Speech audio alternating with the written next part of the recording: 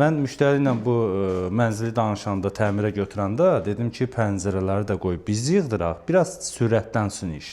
Nəysə, müştəri özü dedi ki, mənim öz tanışım var, pəncərəni özüm yığdıracam. Bu mənzildə gördüyünüz təmir hamısı bizə aiddir. Yəni burada hər bir işi biz görürük. Təkcə pəncərədən başqa.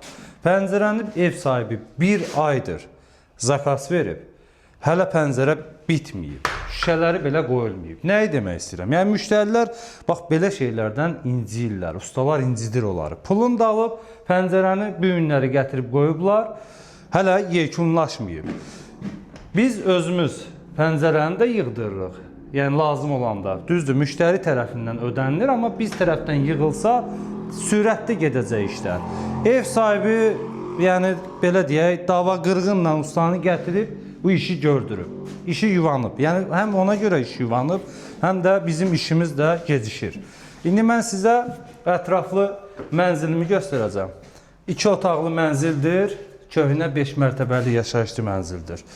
Burası yataq otağıdır. Burada artıq astar üzdəmə işlərimiz gedir. Bax, bu şəkildə. Yəni, dizaynda olduğu kimi biz bu işləri görürük. Sanitar qovşaq şkaturlanıb hazır vəziyyətdədir. Yəni, günü sabahdan kafel metlağını da alacağıq inşallah. Və bu hissəni gördüyünüz qonaq otağıdır. Bu hissə. Mətbəx isə bu hissədədir.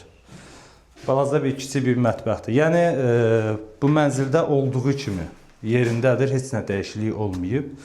Köhnə yaşayışlı mənzillərin təmirin 1 kvadrat metrəsi 400 manatdır. Həm söküntüsü, həm təmiri.